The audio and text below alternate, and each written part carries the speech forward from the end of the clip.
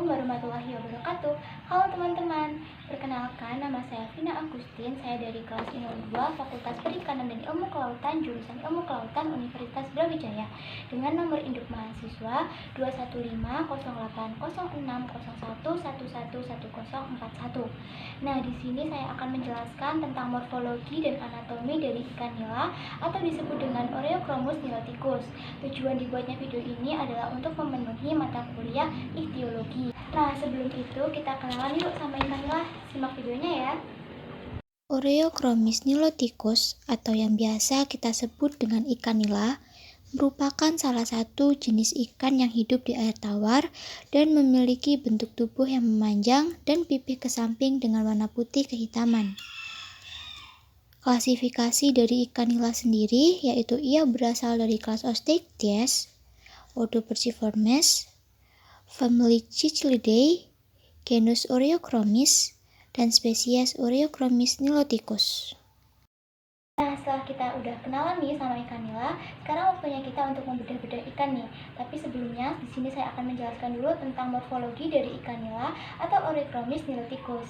Nah, morfologi dari ikan nila sendiri ini dibagi menjadi 3 bagian. Yang pertama ada bagian caput atau kepala, lalu bagian tuncrus atau badan, dan bagian caudal atau ekor. Nah, di bagian kepala sendiri ini terdapat mulut, lalu ada ini nostril atau lubang hidung sebagai indera penciuman, lalu ada mata, lalu ada operculum di sebelah sini. Ini tuh dalamnya ada insang dan fungsinya untuk menutupi insang, melindungi insang dari luar. Lalu ada insang yang jumlahnya ada 8 buah. Nah, pada bagian 2 ini terdapat tuncrus atau badan. Ini dimulai dari selanya operculum sampai sini. Terdapat linea lateralis atau gurat sisi ikan. Ini tuh berfungsi untuk sensor lingkungan ikan. Lalu ada scale atau sisik. Sisik pada ikan nila sendiri ini bertipe stenoid. Lalu ada ini sirip. Pada sirip ikan nila ini ada 2 tipe, yaitu tunggal sama berpasangan. Sirip tunggal sendiri ini ada dorsal fin. Ini tuh untuk gerakan memutar dibantu dengan sirip anal. Lalu ada juga sirip anal berfungsi untuk stabilitas. Dan yang berpasangan ada sirip pektoral atau sirip dada, ada 2. Ini tuh berfungsi untuk gerakan maju dan ke samping. Lalu ada sirip perut atau ventral fin. Ini ada bagian ekor atau caudal. Terdapat ini sirip ekor atau caudal fin yang berfungsi untuk gerakan mendorong maju. Nah, sirip caudal ini sendiri bertipe homocercal. Untuk alat dan bahannya sendiri ada tisu, pisau, pinset, gunting, sarung tangan, dan nampan. Sedangkan untuk bahannya sendiri yaitu ikan nila atau Oreochromis niloticus. Nah, untuk proses pembedahannya sendiri kita mulai dari anus lalu digunting vertikal ke atas. Untuk proses pembedahannya sendiri harus dilakukan secara hati-hati agar tidak merusak organ di dalamnya ya teman-teman.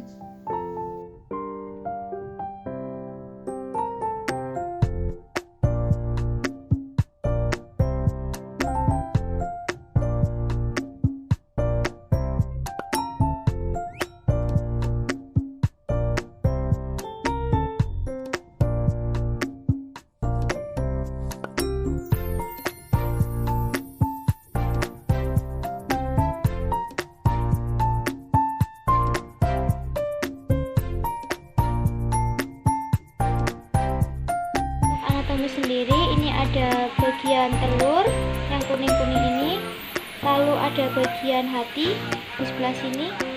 Hati sendiri berfungsi untuk pencernaan lemak ini. Lalu ada kantong empedu yang hitam-hitam ini. Lalu di sebelah sini ada jantung. Lalu ada bagian lambung di sebelah sini.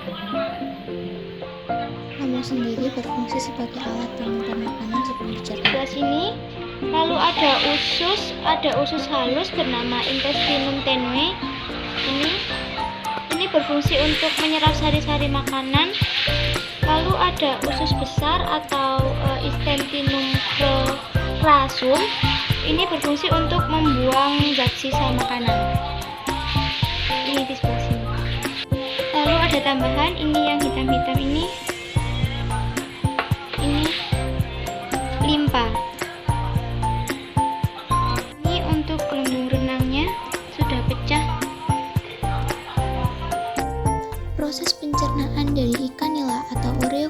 mulut tikus ini sendiri bermula dari mulut.